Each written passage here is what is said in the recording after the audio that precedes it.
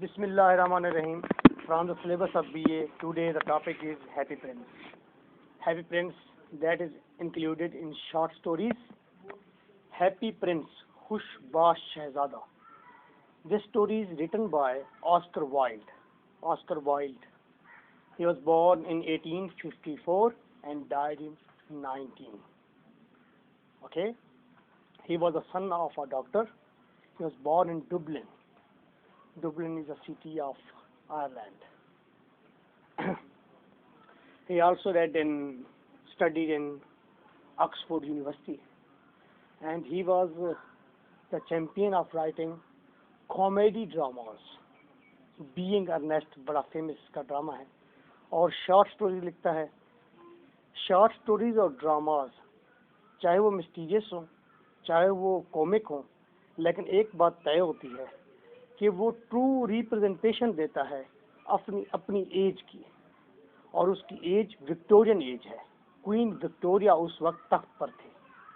तो queen Victoria के period में जितनी भी बुराइयां थी, जो कुछ भी उस वक्त मौजूद था, जो प्रॉब्लम्स इश्यूज चल रहे थे, वो उनको लाजमी अपनी स्टोरीज और ड्रामाज के अंदर डिस्कस करता है.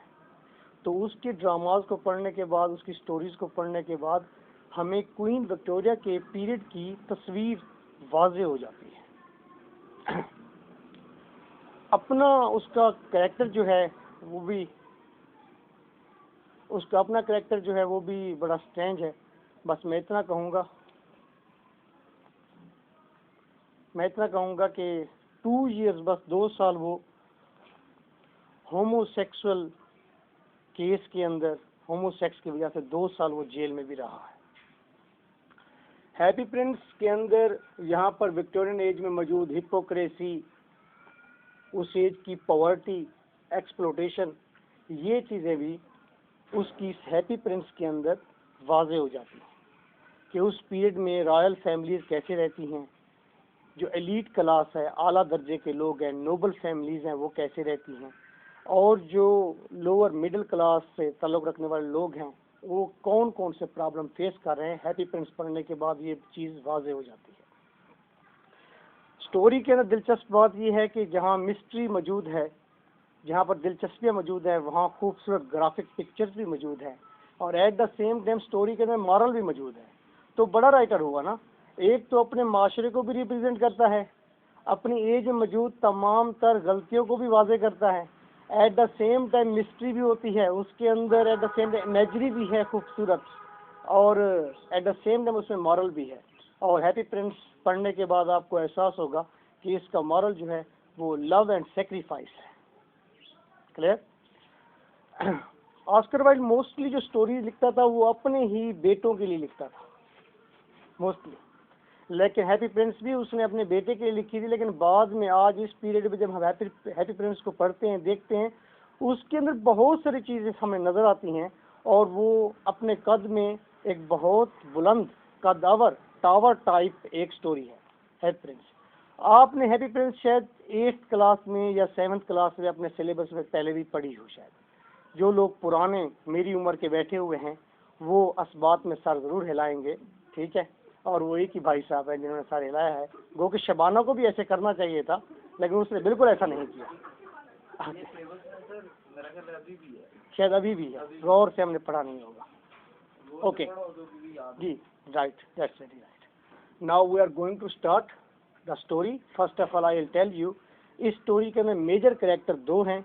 एक happy prince statue, happy prince मौजूद है एक, और दूसरा स्वैलो, अबाबील कहते हैं, छोटा सा परिंदा है. जिस तरह बुलबुल है, नियर अबाउट लाइक दिस, इस तरह का अबाबील एक छोटा सा परिंदा होता है, माइल्ड सा परिंदा है. क्लियर.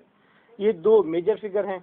इसके अलावा और भी छोटे छोटे कैरेक्टर आएंगे, हम उसको स्टोरी के अंदर ही डिस्कस करेंगे. First of all I will start from the happy Prince.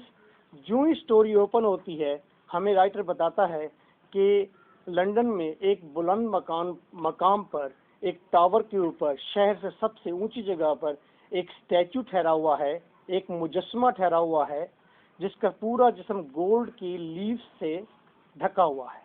उसकी आंखों में एक आम इंसानी आंखें नहीं, बल्कि सफायर्स हैं, नीलम जिसे हम कहते हैं.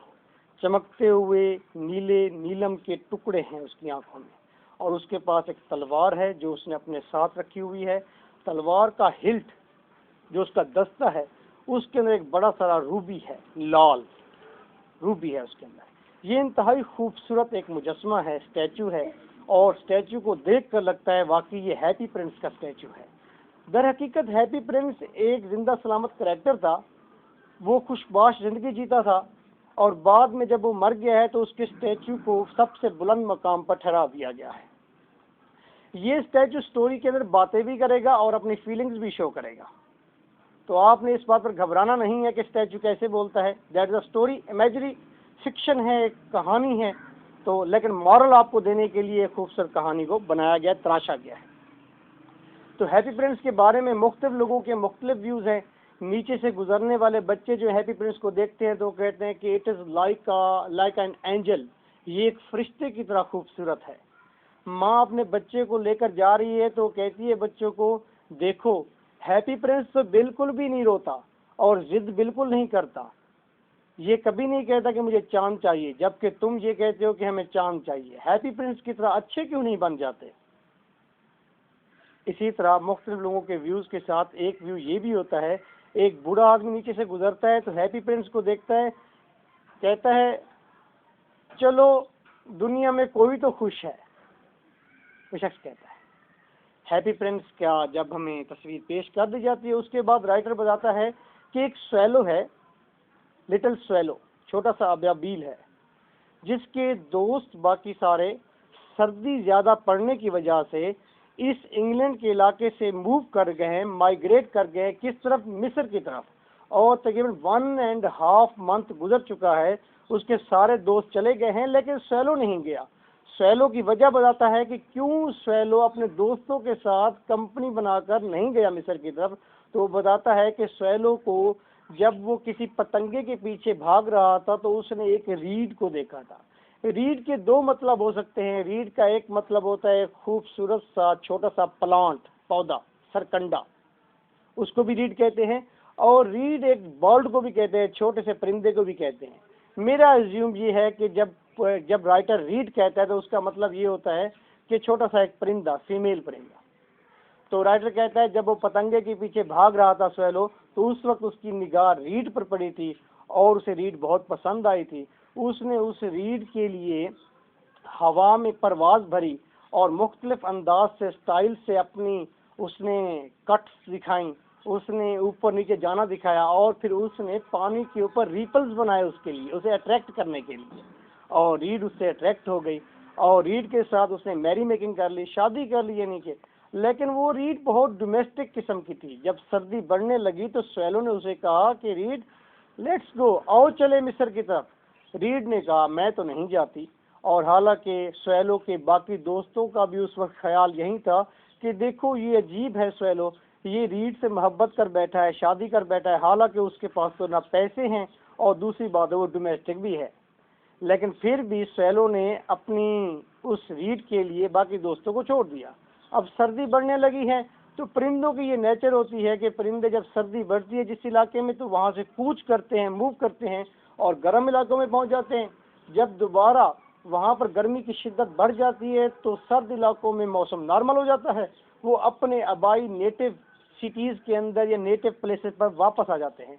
आप भी अपने पाकिस्तान में बैठे हुए देखते होंगे, अक्सर गर्मियाँ जब आने लगती हैं तो परिंदों का रुख रशिया की तरफ हो जाता है, यहाँ से यूँ वापस कूच कर रहे होते हैं, कूंजें जा रही होती हैं, अबाबील जा रहे होते हैं, तमाम परिंदे मूव कर रहे होते हैं और लोग शिकार भी करते हैं उनका।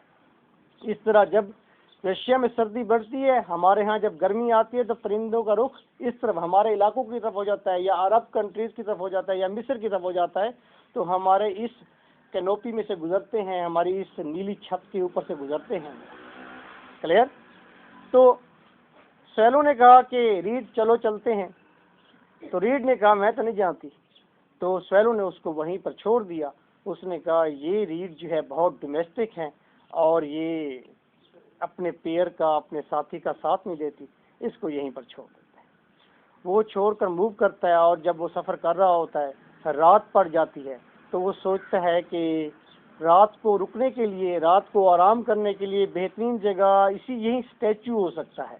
जो हैप्पी प्रिंस बुलंद मकाम पर ठहरा हुआ है उसके कदमों में आकर वो पनाह लेता है और कहता है रात गुजारने के लिए ये बेहतरीन जगह है। जब वो नीचे सोने की तैयारी कर रहा होता है, किसके कदमों में? हैप्पी प्रिंस के। जब वो फीट में सोने की तैयारी कर रहा है तो उसी वक्त उसके ऊपर पानी का कतरा गिरता है, 1, 2, और वो सोचता है कि यूरोप की फिजा तो बड़ी अजीब है, ऊपर हालांकि सितारे निकले हुए हैं लेकिन फिर भी बारिश हो रही है। और इस मामले को सुलझाने के लिए, समझने के लिए वो जब ऊपर उठता है तो पानी का एक और कतरा भी गिरता है उसके ऊपर, तीसरा। वो ऊपर उठकर आता है तो हैप्पी प्रिंस के सामने जब आता है तो हैप्पी प्रिंस की गोल्डन चीक्स के ऊपर टीयर्स, आंसू जो हैं वो रोल कर रहे होते हैं। वो देखता है कि इतना मासूम और इतना खूबसूरत चेहरा, लेकिन ये रो रहा है। उसे उस हैप्पी प्रिंस पर तरस आता है। वो कहता है हैप्पी प्रिंस तुम क्यों रोते हो? वो कहता है, हैप्पी प्रिंस उसे जवाब देता है, वो कहता है जब मैं जिंदा था, जब मैं इंसानी गोश्त पोस्ट में था तो मैं एक महल में रहा करता था। तमाम नोबल जो पीपल थे, यानी कि अमीर जो लोग थे, उमरा थे, वो मेरे इर्द गिर्द इकट्ठे रहते और वो मुझे ये एहसास दिलवाते कि जिंदगी सारी की सारी बहुत अच्छी है।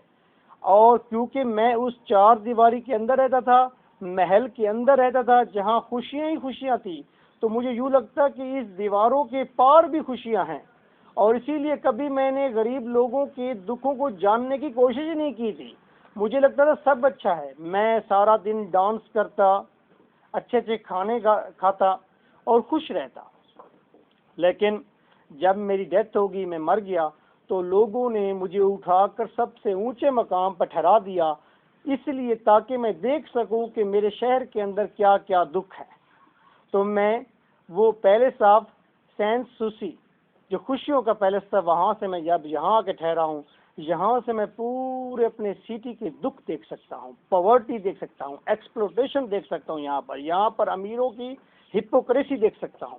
ये सारे मामलात मेरे सामने आ गए हैं। जब तो डार्कनेस जब मैं देखता हूँ, जब मैं ये सारे मसाइब देखता हूँ, लोगों के हिज़्न व मलाल देखता हूँ, तो मुझे बहुत दुख होता है और इसीलिए मेरे आंसू निकलते हैं, लेकिन मेरे पाँव जकड़े हुए हैं, मैं इनकी हेल्प के लिए जा नहीं सकता। वो कहता है swallow swallow little swallow, can you stay a night with me? क्या एक रात मेरे साथ गुजारोगे? स्वैलो उसे कहता है, वो कहता है कि मुझे जाना है, मेरे दोस्त मिस्र में पहुंच चुके हैं। वो कहता है स्वैलो स्वैलो लिटिल स्वैलो, देखो दूर मेरी निगाह देख रही है, दूर कहीं वहाँ अपर पोर्शन में एटिक पर एक सैम स्ट्रेस है, एक दर्जन है जो कि किसी अमीर औरत के कपड़ों को सी रही है, उस पर गुलकारी कर रही है, उसके ऊपर फूल बना रही है, एम्ब्रॉयडरी कर रही है, उसके हाथों पर छेद है सारे के सारे अमीर लोगों के कपड़े बना बना कर। आज उसका बेटा बीमार है और उसके बेटा उसका ऑरेंज मांग रहा है, लेकिन माँ इतनी गरीब है कि माँ के पास बच्चे को दरिया का पानी देने के सिवा कुछ भी नहीं है। क्या तुम मेरी हेल्प करोगे? तो क्या तुम एक रात मेरे साथ स्टे करोगे? स्वैलो उसे जवाब देता है, वो कहता है कि मुझे मिस्र में जाना है, मिस्र में मेरे दोस्त इस वक्त दरियाए नील के ऊपर सफर कर रहे होंगे, दरियाए नील के ऊपर उड़ रहे होंगे, फड़फड़ा रहे होंगे और वहाँ पर एंजॉय कर रहे होंगे और बड़े बड़े कमल के फूलों को तक रहे होंगे। मेरे दोस्त वहाँ पर खुशियाँ मना रहे होंगे और वो उस टॉम में जाकर देख रहे होंगे, सर्वे कर रहे होंगे जहाँ पर उन्हें घोंसला बनाना है। वो टॉम, वो मकबरे जो मिस्र के बादशाहों के मकबरे हैं, जिसके अंदर जो टॉम्ब, जो वहाँ पर ग्रेव्स हैं, कब्रें हैं, जो ताबूत वहाँ पर रखे हुए हैं, उस बड़े टॉम्ब के अंदर, अहराम के अंदर जो बड़े बड़े ताबूत रखे हुए हैं, उन ताबूत में से एक ताबूत बादशाह का भी है। किंग भी वहीं पर सोया हुआ है, किंग की डेड बॉडी भी वहीं रखी हुई है, जो कि पीले कफन में मलबूस है और जिसको खुशबू सारी लगी हुई है, जिसके गले में, किंग के गले में जमुर्द, सब्जी मैल, पीले रंग के जो जमुर्द पत्थर हैं, उसकी माला उसके गर्दन में है और उस टॉम्ब के अंदर वो घोंसले बनाने की तैयारी कर रहे हैं। मेरे दोस्त वो खुशियों में हैं, मुझे वहीं पर जाना है। वो कहता है स्वैलो स्वैलो लिटिल स्वैलो, मेरी इस हिल्ट में से, मेरी स्वॉर्ड की, मेरी तलवार की इस दस्ते में से ये जो रूबी है ये निकाल लो और जाकर उस सैम स्ट्रेस को दे दो, उसके बेटे को दे दो। अच्छा, चलो तुम्हारी खातिर। स्वैलो को तरस आ जाता है, मैं एक रात तुम्हारे साथ क्याम करता हूँ।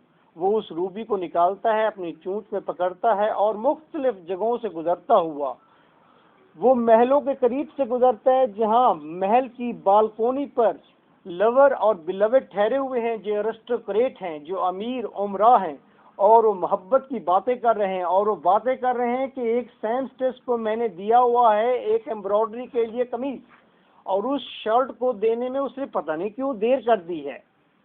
और वो गुजरता है जहाँ पर ज्यू जो है लेन देन का काम कर रहे हैं, वो पैसों को तोल रहे हैं। वहां से उड़ता हुआ वो सैमस्टेस के घर में पहुंचता है। वो छोटा बच्चा जो वहां पर सोया हुआ है, लड़का जो बीमार है, उसके ऊपर अपने पर फड़फड़ाता है, उसे फैन करता है अपने विंग्स के साथ, और बच्चे के चेहरे पर ठंडी हवा के थपेड़े महसूस किए जाते हैं, विक्स महसूस करता है बच्चा। और फिर वो अपनी उस रूबी को जो उसने अपनी बीक में उठाया हुआ है, चूंच में, वो उसे वहां पर प्लेस करता है, और फिर वहां से वापस आता है और हैप्पी प्रिंस को आकर बताता है कि he has done his work, उसने अपना टास्क पूरा कर दिया है। तो और ये भी बताता है प्रिंस को कि I am feeling warm, even कि यहाँ पर सर्दी है लेकिन मैं फिर भी वार्म महसूस कर रहा हूँ। तो हैप्पी प्रिंस कहता है ये जो वार्म तुम महसूस कर रहे हो ये अच्छे काम की वजह से है, तुमने एक नेक और अच्छा काम किया है इस वजह से। और वो फिर चला जाता है, हैप्पी प्रिंस के कदमों में सो जाता है। सुबह उठता है, दरिया पर जाता है, स्वैलो नहाता है वहां पर, वहां के मंजर देखता है, चर्च के करीब बैठता है। और फिर शाम को जब चांद निकलना शुरू होता है तो वो हैप्पी प्रिंस के कंधे पर आकर बैठता है और कहता है आई एम हेयर टू से टू यू फेयरवेल, मैं सी ऑफ करने आया हूँ, मैं जाने के लिए आपको बताने आया हूँ कि अब मैं जा रहा हूँ, फेयरवेल तुम्हें। तो हैप्पी प्रिंस कहता है अच्छा तुम जा रहे हो? हाँ मैं मिस्र की तरफ जा रहा हूँ। Swallow swallow little swallow will you not stay a night more with me, क्या एक रात मेरे साथ और क़याम नहीं कर सकते? देखो मेरी आंखें देख रही हैं दूर वहां पर एटिक पर एक ऊपर वाले पोर्शन में एक ड्रामाटिस्ट है जिसके लिप्स जो हैं वो अनार की तरह सुर्ख हैं, और जिसकी आंखें जो हैं वो ख्वाबीदा और बड़ी बड़ी हैं, वो ड्रामा लिखने वाला है, और उसके बाल घुंघराले हैं, लेकिन वो सर्दी से ठठर रहा है, उसे बहुत सर्दी लग रही है, वो गरीब है, उसके पास पैसे नहीं है कि वो कोयले या लकड़ियां खरीदकर अपने आप को वार्म रख सके। चलो मेरी आंख से ये एक सफायर निकाल लो, क्योंकि मेरे पास अब एक और रूबी नहीं है, ये मेरी आंख से सफायर निकाल लो, मेरी आंख से ये नीलम निकाल लो और उस ड्रामाटिस्ट को दे दो। तो स्वैलो कहता है मैंने मिस्र जाना है, मेरे दोस्त वहां पर आज वाटरफॉल पर जाएंगे, आबशार पर जाएंगे, पानी के झरने की तरफ आज उड़ेंगे जहां पर बड़ा बड़ा घास है, और उस घास के अंदर दरियाई घोड़ों की टोलियां वो डूब रही होंगी और निकल रही होंगी, डूब रही होंगी और निकल रही होंगी। वहां पर मिस्र में एक देवता है, और वो देवता जो है एक ब्लैक रॉक के ऊपर बैठा हुआ है, और शब भर वो तारों को तकता रहता है, और जब सुबह होती है, सुबह का तारा निकालता है तो वो खुशी की एक जोरदार चीख मारता है, मुझे उस जगह पर जाना है, और वहां पर जहां दरिया है और झरने का पानी बह रहा है उसके करीब शेरों की टोलियां आएंगी, और शेर जो अपनी ग्रीन आइज के साथ वहां पर पानी पीने के लिए आते हैं, मुझे उन जगहों पर जाना है। स्वैलो एक काम ये कर दो, एक रात मेरे साथ स्टे कर लो और ये सफायर उसे पहुंचा दो। स्वैलो उसकी बात एक्सेप्ट कर लेता है और उस पर तरस खाता है, और फिर उसकी आंख से पलक कर लेता है एक सफायर, और जाकर वो उस ड्रामाटिस्ट को जिसकी छत में बड़ा सारा सुराख है उस सुराख से दाखिल होता है, और वहां पर वो सफायर गिराता है। जब सफायर नीचे गिराता है तो ड्रामाटिस्ट खुश हो जाता है क्योंकि उसने स्वैलो को देखा नहीं है, और वो ड्रामाटिस्ट कहता है मेरे किसी चाहने वाले ने शायद मुझे ये सफायर भेजा है ताकि मैं लकड़ियां ले सकूं, ताकि मैं खुशबाश हो जाऊं, और वो खुश हो जाता है ड्रामाटिस्ट। उसके बाद वो वापस आता है, दिन भर फिर मुख्तलिफ एक्टिविटीज में गुजारता है। शाम को चांद निकलने के साथ ही वो उसे फेयरवेल करने के लिए, उसे आखिरी कलाम करने के लिए पहुंचता है, तो हैप्पी प्रिंस फिर उसे एक नया टास्क की तरफ मुतवज्जा करता है। वो कहता है कि swallow swallow little swallow, will you not stay a night more with me, क्या मेरे साथ एक रात और क़याम नहीं कर सकते? स्वैलो कहता है कि नहीं, मुझे जाना है, मुझे मिस्र में जाना है, जहाँ पर मेरे दोस्त ऑलरेडी पहुँच चुके हैं, और वहाँ पर गर्म लोहे की तरह गर्म सूरज जो है वो खजूर के दरख्तों पर, पाम ट्रीज के ऊपर ब्लेज कर रहा है, और वहाँ कीचड़ में लथपथ बड़े बड़े क्रोकोडाइल अपनी सुस्त आंखों के साथ उन पाम ट्रीज को तक रहे हैं जिनके ऊपर गर्म शुआएं पड़ रही हैं। मुझे वहाँ पर जाना है। और वो कहता है वहाँ पर मेरे दोस्त इस वक्त घोंसला बना रहे होंगे, नेस्ट बना रहे होंगे इस वक्त, और टॉम्स में जब वो नेस्ट बना रहे होंगे तो पिंक और वाइट कलर की फाख्ताएं उन्हें देख रही होंगी और कह रही होंगी ये अजनबी कहाँ से आए हैं, मुझे उन जगहों पर जाना है। Can you watch the imagery, what kind of imagery the writer is using, pink and white doves, और वो देख रही हैं कि ये स्वैलो किस तरह घोंसले बनाते हैं और ये अजनबी कहाँ से आए हैं, और ये सर्द इलाकों से वार्म इलाकों में पहुंच चुके हैं सारे के सारे। यू नो दैट यूरोप की जो फिजा है बहुत सर्द है, और हमारे जो ये सरजमीन है वो इसे कहते हैं कि land of fountains, white silver fountain की लैंड, और कहते हैं कि the land of golden sand, ये गोल्डन सैंड की सरजमीन है। उनके लिए ये इलाके ऐसे हैं जैसे पैराडाइज होती है कि जहाँ पर सूरज निकलता है और चमकता है। तो इसीलिए राइटर ने इमेजरी भी ऐसे यूज की है। स्वैलो किस तरह देखता है वार्म इलाकों को, तो राइटर को जब वो बताता है उस हैप्पी प्रिंस को कि मैंने जाना है, तो हैप्पी प्रिंस फौरन ही वो कहता है देखो नीचे चौक में एक बॉ हेडेड एंड बॉ फीट, जिसका सर भी नंगा है लड़की का और जिसके पांव भी नंगे हैं, और वो एक बेचारी माचिस बेचने वाली लड़की है। उसके वालिद ने उसे भेजा है जाओ माचिसें बेच कर आओ, लेकिन उसकी माचिसें उसके हाथ से फिसलकर गटर में गिर गई हैं। अब वो बच्ची बहुत परेशान है, अगर वो बच्ची ऐसे ही घर गई तो उसका वालिद उसे मारेगा। तो swallow swallow little swallow pluck a sapphire from my other eye and gave it to this poor girl, इस बेचारी लड़की को प्रोवाइड कर दो। स्वैलो कहता है फिर तुम ब्लाइंड हो जाओगे, मैं ये जुल्म नहीं कर सकता। जब उसे हैप्पी प्रिंस दोबारा उसे स्ट्रेस करता है, वो प्लग करता है सफायर को। अब हैप्पी प्रिंस की रूबी भी गई और दोनों आंखें भी चली गई हैं, हैप्पी प्रिंस ब्लाइंड हो गया है, लेकिन वो स्वैलो जो है उस सफायर को प्लग करके जाता है, और वो लड़की जो नीचे परेशान हाल ठहरी होती है उसके हाथ पर जाकर वो चमकता हुआ नीलम रख देता है। वो नीलम जब देखती है तो बहुत खुश होती है, वो कहती है चमकता हुआ पत्थर पता नहीं क्या है और कितना कीमती है। वो उसको मुट्ठी में दबा लेती है और अपने घर की तरफ दौड़ जाती है।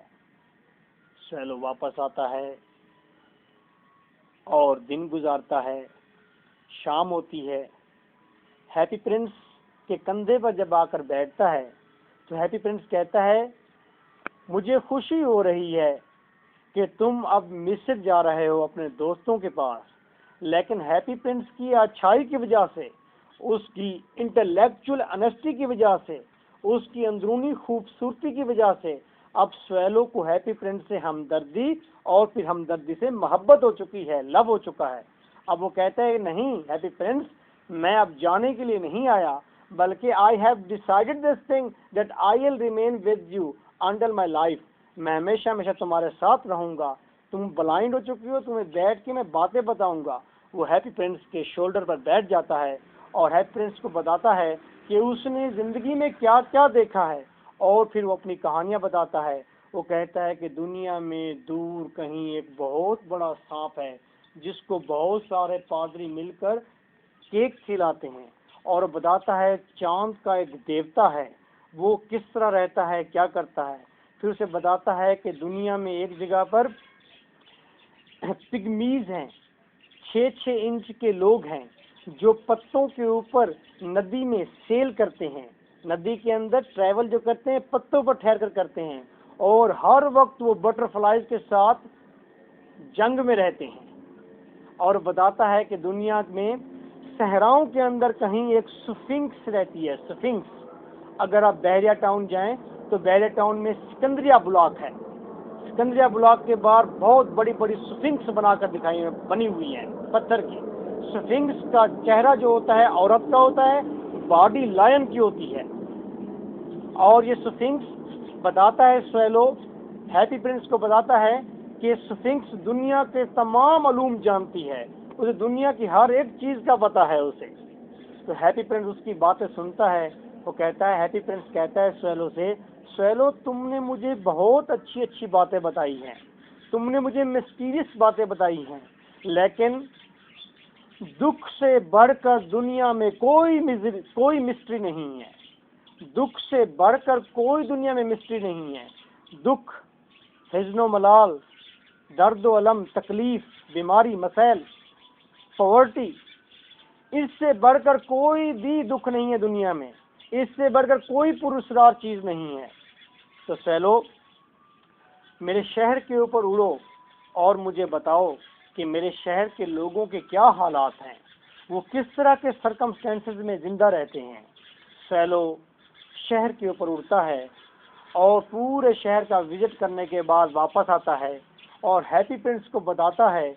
वो कहता है कि गरीब लोग महलों के आगे, पैलेस के आगे फकीरों की तरह बैठे हुए हैं, बैगर्स की तरह बैठे हुए हैं, और अमीर लोग महलों के अंदर रक्स की महफिल सजाए बैठे हैं और वहां पर वो जिंदगी एंजॉय कर रहे हैं, जबकि बच्चों के चेहरे काले स्याह हैं और उनके चेहरों की चीक बोन्स जो हैं, चेहरे की बोन्स जो हैं, वो भूख की वजह से वाजे हो गई हैं। उनके चेहरे काले स्याह हैं, डार्क फेसेस हैं, और वो नंग तड़ंगे हैं और वो गलियों में भिखारियों की तरह पड़े हुए हैं।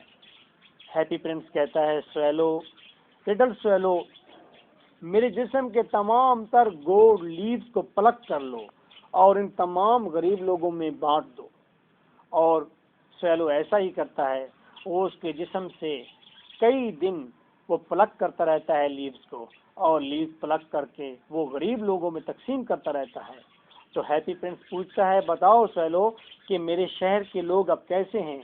तो स्वेलो कहता है, अब उनके चेहरे पुर रौनक हैं, अब वो चीख कर कहते हैं, हाँ हमारे पास खाने के लिए कुछ है। अब वो कहते हैं, अब उनकी हालत बहुत बेहतर है, अब वो खुशियां मना रहे हैं लोग। हैप्पी प्रिंस सेटिस्फाई हो जाता है, लेकिन हैप्पी प्रिंस खुद सलेटी रंग का हो जाता है, बोर हो जाता है, डल हो जाता है अपनी फिजिक के अंदर। ना उसके सफायर रहे, ना उसके जिस्म पर गोल्ड रहा, ना उसकी अब तलवार का हिल्ट में वो चमक दमक रही है। बिल्कुल ही पुअर कंडीशन में हो जाता है हैप्पी प्रिंस। और सर्दी ज्यादा पड़ने की वजह से स्वेलो भी बहुत ही पुअर कंडीशन में है। स्वेलो भी बहुत ही कमजोर हो गया है और सर्दी में ठटर रहा है। वो दिन भर बाहर किसी तंदूर के बाहर बैठा रहता है, और जब भी उस तंदूर के मालिक का ध्यान इधर उधर होता है तो वो टुकड़ा कोई चुन लेता है खाने के लिए रोटी का। एक दिन स्वेलो परवाज भरता है और उसे एहसास हो जाता है स्वेलो की कि अब उसकी डेथ करीब है। वो शोल्डर पर आकर बैठता है हैप्पी प्रिंस के, और हैप्पी प्रिंस कहता है, मेरे ख्याल में तुम अब जाना चाहते हो।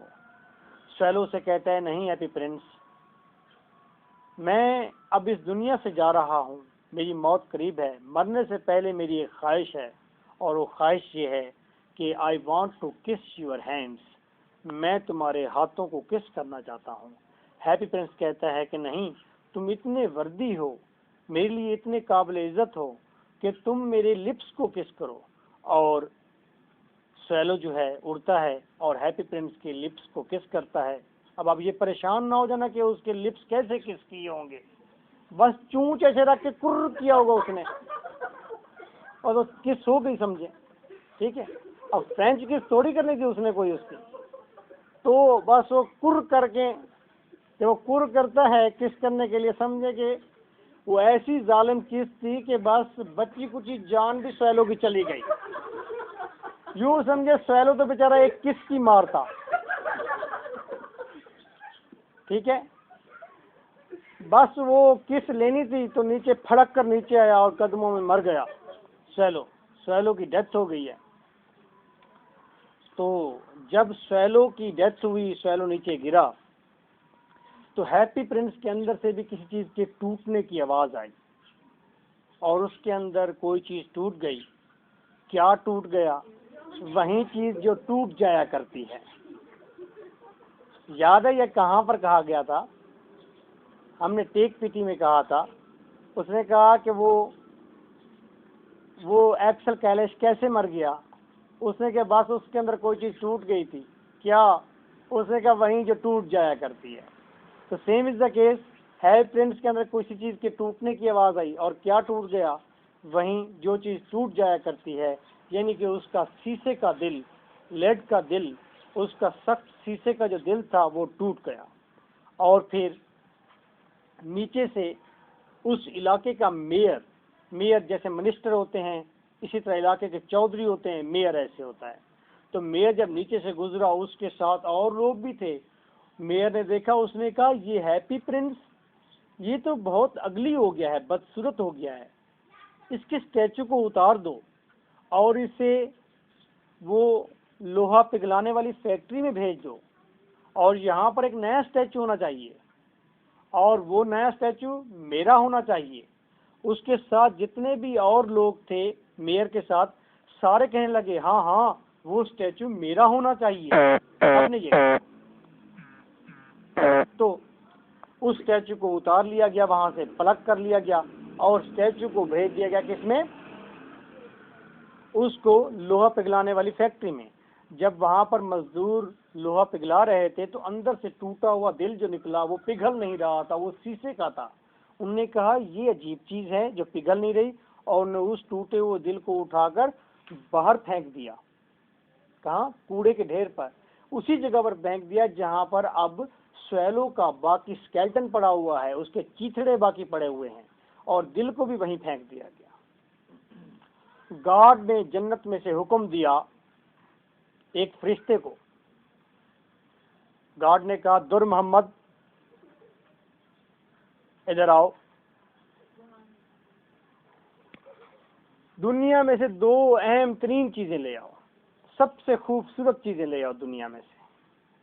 दुर मोहम्मद ने गठड़ी उठाई, साथ उसने डंडा उठाया। कहिए सुभान अल्लाह।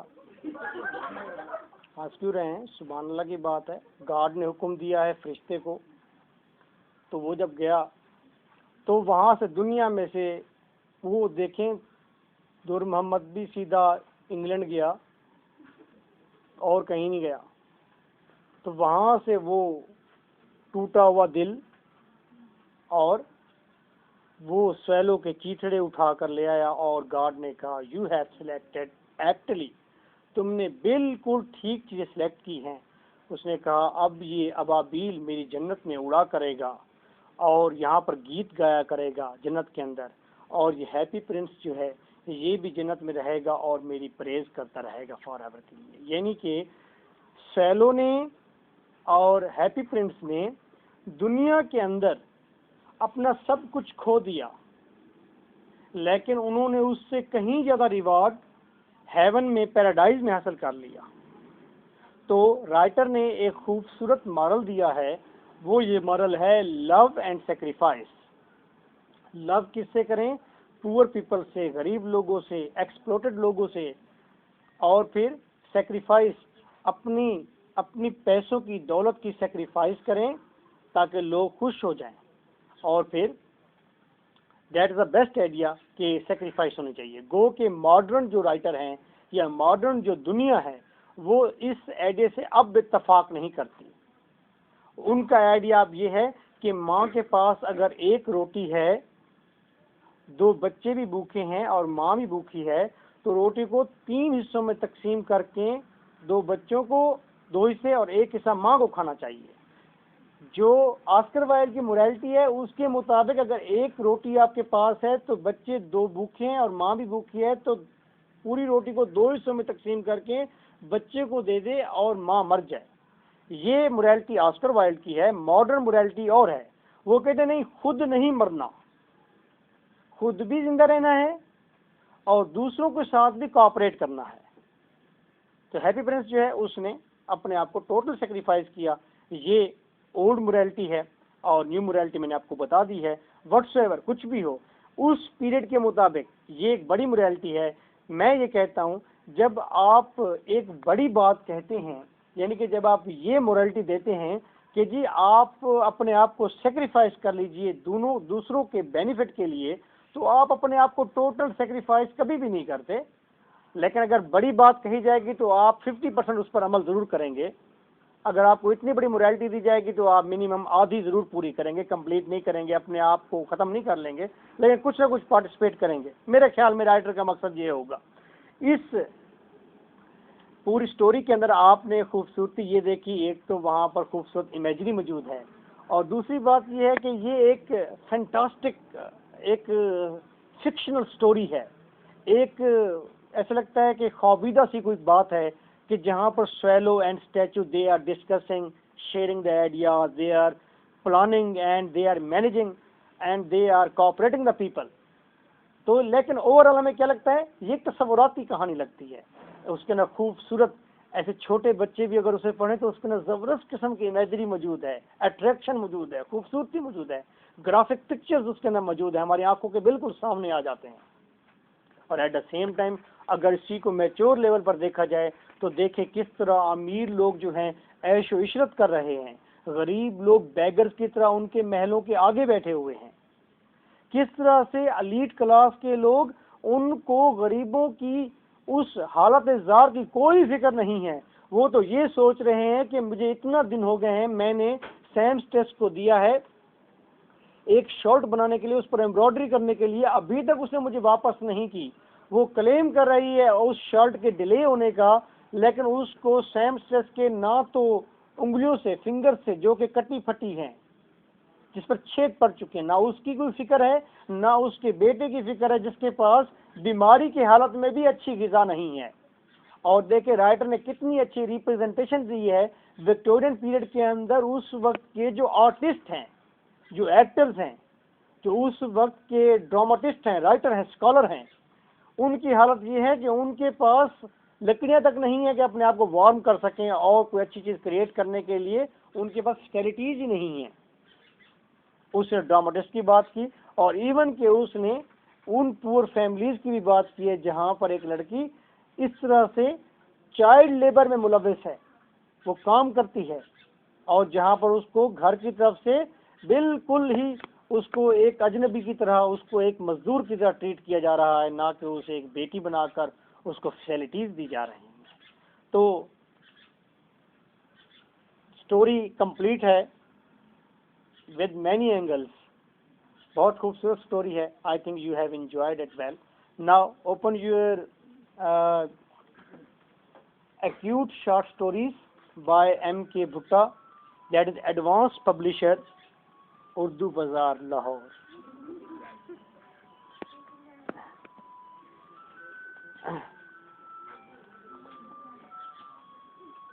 The page number is 10. दो दफ़ा पंचतन पाक कहें तो 10 बनता है। आज दिन भी मुकद्दस है, स्टोरी भी मुकद्दस है, ठीक है, मॉरलेस स्टोरी है, और दो दफ़ा पंचतन पाक भी हुआ तो फिर जाके 10 हुआ, और अब मैं आपको दसता हूँ कि इसके अंदर क्या है। क्वेश्चन इसके सारे आपने खुद पढ़ लेने हैं, आंसर मैं इसके डिस्कस कर लेता हूँ। सबसे बड़ा इसका जो क्वेश्चन बनता है वो है फेरी टेल का, कि ये एक फेरी टेल है, और दूसरा अहम क्वेश्चन बनता है कि Oscar Wilde is representative of Victorian age. Victorian age के तमाम प्रॉब्लम्स को इसमें उजागर किया गया है, इसको डिस्कस करें। ये दो बड़े क्वेश्चंस हैं इसके अंदर, क्लियर। और तीसरा बड़ा क्वेश्चन इसका वो है कि सेक्रीफाइस, मॉरल क्या है स्टोरी का, क्लियर।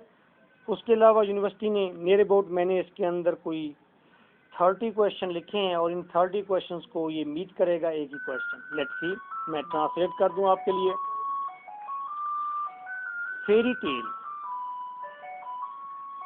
यानी कि परियों जैसी कहानी। ये पूरी कहानी परियों जैसी कहानी है। जैसे छोटे बच्चों को बचपन में परियों की कहानी सुनाई जाती है कि परियां होती हैं जिनके हाथ में सिल्वर टोकन होते हैं और वो ग्रीन सर्कल बनाती हैं और वो कितनी खुशबाश होती हैं और कितनी हेल्पफुल होती हैं, ये वैसी ही कोई कहानी है। आइए, happy Prince is a fantastic and impractical idea. Happy Prince fantastic एक ख्वाबीदा एंड इम्प्रैक्टिकल आइडिया है और गैर अमली एक आइडिया है। ऐसा प्रैक्टिकल लाइफ में होता नहीं है कि स्टैचू बात करे, मैनेज करे, कोऑपरेट करे और स्वैलो लव करे और फिर हेल्पफुल साबित हो। ऐसा आम जिंदगी में प्रैक्टिकल लाइफ में नहीं होता, ख्वाबों में बस ऐसा होता है। तो ये स्टोरी एक इम्प्रैक्टिकल आइडिया है, ये स्टोरी फैंटास्टिक है, ख्वाबीदा किस्म की कहानी है। A type of moral fiction, ये एक किस्म का इखलाकी सबक देने वाली फिक्शन एक कहानी है। फिक्शन का मतलब भी होता है झूठी कहानी, लेकिन उसके अंदर मॉरल होता है, कोई अहम बात होती है। अच्छा, ये एक मॉरल फिक्शन है, इखलाकी सबक देने वाली कहानी है, फीचरिंग मैजिकल और सुपरनेचुरल इवेंट्स।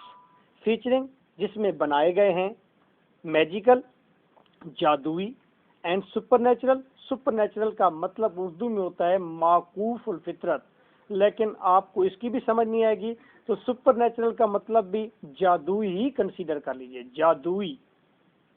तो ये एक किस्म का मॉरल फिक्शन है जिसके अंदर जादुई इवेंट बनाए गए हैं। ये जादुई इवेंट है ना कि स्टैचू बोल रहा है, जादुई इवेंट है, ख्वाबीदा से इवेंट है कि स्वैलो कॉपरेट कर रहा है। इट इज अ पर्ली टेयर, ये पूरी कहानी ओवरऑल एक पर्ली टेयर है, एक चमकता हुआ आंसू है। इन डिके एंड डिजीज, डिके गलान सड़ान के अंदर, बदहाली के अंदर, एंड डिजीज बीमारी के अंदर। माशरे के अंदर सारी की सारी बीमारी है, माशरा बीमार माशरा है और उस बीमार माशरे में, बीमार सिचुएशन में और बदहाल सिचुएशन में ये पूरी कहानी ऐसे है जैसे चमकता हुआ एक आंसू हो। कहानी खूबसूरत है, ऐसे खूबसूरत है जैसे आंसू चमक रहा हो। इस कहानी में दुख है तो ये आंसू की तरह है, एट द सेम टाइम ये चमकता हुआ भी है आंसू, एट द सेम टाइम ये दुख की अलामत भी है। ये कहानी पढ़कर एट द सेम टाइम मज़ा भी आता है, चमकती हुई है, लेकिन जब ओवरऑल हम कहानी पढ़ लेते हैं तो हमें बड़ा दुख महसूस होता है। तो ये एक पर्ली टेयर हो गया, in decay and disease. Let's see आगे। वीपिंग दूसरा पैराग्राफ है, वीपिंग की टाइटल के साथ। वीपिंग से मुराद है कि जो हैप्पी प्रिंस रो रहा था, क्यों रो रहा था। ये सवाल भी यूनिवर्सिटी उठाती है कि हैप्पी प्रिंस क्यों रो रहा था। Golden, green, red and blue fairy prince, ये हैप्पी प्रिंस की शक्ल और सूरत को वाज़े करने के लिए रंगों का इस्तेमाल किया मैंने। Golden, green, red and blue fairy prince was too fair. अब मैंने हैप्पी प्रिंस नहीं लिखा, मैंने फेरी प्रिंस लिखा है। ये जो परियों जैसा प्रिंस था, जो गोल्डन, ग्रीन, रेड और ब्लू कलर में था, वॉज टू फेयर, ये इतना खूबसूरत था, टू बी प्रेज्ड, कि इसकी तारीफ की जाए, and to divine to be loved, और इतना रूहानी था, इतना खुद इसके अंदर गॉड्स प्लेंटी मौजूद थी, इसके अंदर इतना ये इसके अंदर खुदा की सिफात मौजूद थी कि दिल चाहता था कि इससे मोहब्बत की जाए। But he was sick at heart, लेकिन ये हैप्पी प्रिंस बीमार था, दिली तौर पर बीमार था। At heart he was ill, क्यों बीमार था? By learning the care of unfortunates, बदकिस्मतों की, जो बदकिस्मत लोग हैं उनकी केयर को सीख कर। सिर्फ बदकिस्मत लोगों को जानने से इंसान परेशान नहीं होता, बदकिस्मत लोगों की जब वो फलाह का काम सोचता है, उसकी केयर करना शुरू करता है, तो फिर इंसान को परेशानी लाहक होती है कि अब ये ठीक कैसे होगा मामला। क्योंकि रोड पर एक्सीडेंट हो गया है तो एक्सीडेंट देखकर ओए हुए ये कहना और आंसू बहा देना, ये तो मजा है पूरा का पूरा, ये कोई परेशानी नहीं है। किसी की डेथ पर जाकर आंसू बहाना और रोना, ये तो मजा है पूरा पूरा। इसे तो अरिस्टोटल कहता है दैट इज कैथारसिस, ये एक मजे की कैफियत है। लेकिन जब आप उस एक्सीडेंट की वजह और उस वजह को फिर आप खत्म करना चाहते हैं कि जी ये नैरो रोड है तो इसको खुला करना चाहिए, जब आप उसकी केयर सीखते हैं तो उस केयर में आप परेशान होते हैं। हैप्पी प्रिंस ने बदकिस्मत लोगों की अब फलाह की केयर करना शुरू कर दी थी। केयर करना जो ही उसने सीखी है तो वो सिक एट हार्ट हो गया है, रोने लग गया है। But he was sick at heart by learning the care of unfortunates when he was in flesh. और जब ये शख्स गोश्त पोस्ट में था, कौन? हैप्पी प्रिंस जब गोश्त पोस्ट में था, नोबल्स टॉट हिम, नोबल्स अमीरजादे, टॉट हिम, अमीरजादों ने सिखाया उसे, the morals of a war, उसे रंडी के अखलाकियात सिखाएगी, उसे तवाइफों की अखलाकियात सिखाएगी उसे कि तवाइफों से पेश कैसे आते हैं, डांस करने वाली औरतों को मिलते कैसे हैं, उनकी इज्जत कैसे बचा लाते हैं, उनके साथ बैठते कैसे हैं। उसको अमीरजादों ने वॉर्स की मॉरल्स सिखाए and manners of a dancing master, और उसे डांसिंग मास्टर के मैनर्स सिखाए गए कि डांस कैसे करते हैं, डांस में किन चीज़ों को मलूज़ खातर रखना होता है, कौन से अदब आदाब होते हैं, हाथ कैसे उठाते हैं, कैसे रखते हैं। उसने डांसिंग मास्टर के मैनर्स सीखे। समझे कि वो था अब पहले साहब सैन सूसी, वो बेफिक्री के एक महल में रहा करता था। कौन? Happy Prince. Now in Victorian statue, अब इस विक्टोरिया के दौर के स्टैचू में, ये जो हैप्पी प्रिंस का स्टैचू है मलका विक्टोरिया के दौर का स्टैचू है ना ये, यानी कि विक्टोरियन पीरियड का ये स्टैचू है। विक्टोरियन स्टैचू के अंदर his stony eyes viewed well, उसकी पत्थर की आंखें ज्यादा अच्छा देखती हैं। इस स्टैचू की आंखें पत्थर की है ना, नीलम की है ना, सफायर है ना, ये आंखें ज्यादा अच्छा देखती हैं। किससे? एज कंपेयर टू उन असल आंखों से जो उसके पास पहले थी। And now in Victorian statue, his stony eyes viewed well and wept, और रोती हैं ये stony eyes for the end of virtue, अच्छाई के खत्म होने पर रोती हैं। The darkness of man's heart, बेहिस काले दिल वालों की इस बेहिसी पर रोती हैं। And the darkness of bony faces, और इन भूखे चेहरों की तारीकी पर रोती हैं ये आंखें। अब ये पत्थर की आंखें रोती हैं, इंसान की भूख पर रोती हैं, इंसान के काले चेहरों पर रोती हैं, और इंसान के बेहिस काले दिलों पर रोती हैं ये आंखें, और अच्छाई के खत्म होने पर रोती हैं ये आंखें। हेल्प, नेक्स्ट पैराग्राफ है।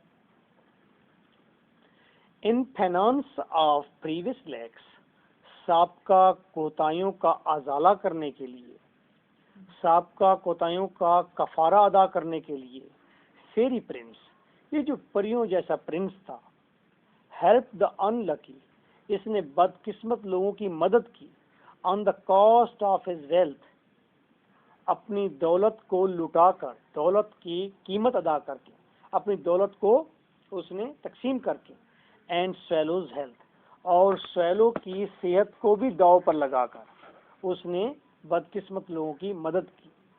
उसने बदकिस्मत लोगों की मदद की। ये मदद क्या है? असल में ये अजाला था उसकी पिछली कोताहियों का, और ये जो उसने मदद की है इसमें दो नुकसान हुए हैं। हैप्पी प्रिंस की दौलत गई और स्वेलो और स्वेलो की सेहत भी गई, दो चीजों को सेक्रीफाइस किया गया। हिज हेल्पर, हैप्पी प्रिंस का जो हेल्पर था कौन था? Swallow. The super natural swallow, ये एक जादुई किस्म का स्वेलो था। प्लक्ड आउट द रूबी, इसने रूबी उखाड़ लिया। हैप्पी प्रिंस की हिल्ट में से, तलवार की हिल्ट में से, दस्ते में से इसने लाल उतारा। And granted it to the same states, और उसने सेम स्टेस को दे दिया, दर्जन को दे दिया। एंड हर सिक सन, और उसके बीमार बेटे को दे दिया। Than happy Prince help the फेंट एंड फ्रीजिंग ड्रामाटिस्ट, फिर हैप्पी प्रिंस ने मदद की फेंट उस कमजोर और सर्दी से ठठरते हुए ड्रामाटिस्ट की, एंड बॉ एंड बीटन, और नंगे सर वाली और नंगे पांव वाली, एंड बीटन, और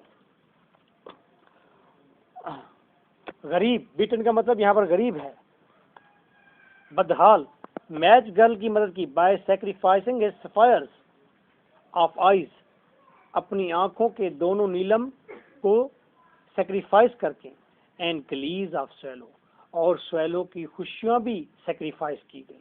दो चीजों को कुर्बान किया गया, स्वेलो की खुशियां वो जो मिस्र में थी वो भी सैक्रिफाइस हो गई इस हेल्प में, और हैप्पी प्रिंस की दोनों आंखें भी चली गई। At last they divided each leaf of gold among the black faces, और आखिरकार उसने हर एक सोने के लीफ को, पत्ते को सैक्रिफाइस कर दिया, तकसीम कर दिया। किन में तकसीम कर दिया? गरीब लोगों में तकसीम कर दिया। ये जो गरीब लोग हैं इनके चेहरे कैसे थे? काले थे। ये गरीब लोग किसकी वजह से भूखे थे? क्वीन विक्टोरिया की वजह से। तो ये काले चेहरे जितने भी थे ये क्वीन विक्टोरिया के काले चेहरे हैं। अगर यहाँ पर बच्चे नंगे हैं तो इस वक्त का जो सुल्तान है, इस वक्त का जो हुक्मरान है, ये उसका नंगापन है, बच्चे नंगे नहीं हैं। वो इस वक्त का हुक्मरान नंगा है, समझे। इसी तरह वो जो काले चेहरे थे वो काले चेहरे लोगों के नहीं हैं, वो क्वीन विक्टोरिया के काले चेहरे हैं। और क्वीन विक्टोरिया के काले चेहरों के दरमियान में उसने अपने जिस्म से एक एक सोने का पत्ता उखाड़ कर तकसीम कर दिया। At last they divided each leaf of gold among the black faces of Queen Victoria. This made them enrich. इस चीज ने दोनों को, स्वेलो को और हैप्पी प्रिंस को, इनरिच, अंदरूनी रूहानी तौर पर अमीर कर दिया, एंड आउट अगली, और बैरूनी तौर पर उसे बदसूरत कर दिया दोनों को। मॉरल, इस पूरे लेसन का मॉरल क्या है स्टोरी का? The head and the heart of the swallow, swallow का हाथ, स्वेलो का सर, स्वेलो का दिल, आर क्रश्ड बाय कोल्ड, सर्दी ने उसको क्रश कर डाला, उसको तबाह कर डाला। स्वेलो का भरता निकल गया बेचारे का। And his death has crushed, और स्वेलो की मौत ने क्रश कर डाला the greatest heart of Prince, Prince के उस अजीम दिल को तबाह कर डाला, क्रश कर डाला। Swallow died in love of Prince, swallow मर गया प्रिंस की मोहब्बत में। स्वेलो किसकी मोहब्बत में मरा? And Prince died in the love of Victorian victims, और प्रिंस मर गया मलका विक्टोरिया के दौर के जो इंतहाई शिकार लोग थे, उस दौर के इंतहाई मजलूम जो लोग थे उनकी मोहब्बत में प्रिंस मर गया। बोथ द लेडन हार्ट, दोनों शीशे का दिल, एंड ड्राई स्केल्टन, और वो जो खुश्क ढांचा था किसका? स्वेलो का। Had given there all on earth, उन्होंने जमीन पर सब कुछ अपना लुटा दिया, तमाम दौलत दे दी। And got more than all in heaven, और इससे भी कहीं ज्यादा उन्हें पैराडाइज में, जन्नत में मिल गया। द डिस्कशन कन्फर्म्स दैट, ये डिस्कशन कन्फर्म करती है कि charity, pity, love and sacrifice are secret of happiness, कि खैरात, पिटी, लव और sacrifice are secrets of happiness, ये खुशियों के सीक्रेट हैं। But that is an old worn idea, लेकिन ये आइडिया थोड़ा सा पुराना है। चलो जी, या आप यहाँ लास्ट में अगर सवाल ये पूछा जाए आपसे कि बताइए कि मेयर ने ऐसा क्यों कहा था कि ये हैप्पी प्रिंस अगली और बदसूरत हो गया है, यहाँ पर मेरा स्टैचू होना चाहिए, अगर ये सवाल पूछें तो फिर आप यूँ लिखेंगे आखिरी paragraph, the discussion confirms that, आगे लिखेंगे ब्लाइंड मेयर इज जस्ट, कि ब्लाइंड मेयर बिल्कुल ठीक कह रहा है। व्हेन ही सेज, जब वो कहता है लिटिल बेटर देन अ बेगर, कि ये स्टैचू तो बस भिखारी से थोड़ा सा अच्छा लग रहा है, यानी कि इसकी हालत बहुत खस्ता हो चुकी है, ये तो भिखारियों जैसा है। क्यों कहा उसने? क्योंकि हैप्पी प्रिंस ने अपना सब कुछ बैरूनी लुटा दिया था। इस वजह से वो बदसूरत हो गया था। और मेयर ठीक ही तो कह रहा है कि बैगर से थोड़ा सा अच्छा लग रहा है, यानी कि बैगर की तरह ही तो लग रहा है, आप फिर स्टैंड यू करेंगे। या फिर अगर वो कहता है कि बताइए happy Prince is a fairy tale, तो फिर आप लिखेंगे the discussion confirms that happy Prince is a fairy tale. यानी कि लास्ट पैराग्राफ आपकी एंडिंग आप वैसे ही करेंगे जैसा कि आपको सवाल दिया गया है, उसी सवाल को दोबारा मोल्ड करके आप लास्ट पैराग्राफ बनाएंगे। I think you may well understand, my wit is short, you may well understand. ठीक है, ये जेफरी चासर ने कहा था। आई सफिया।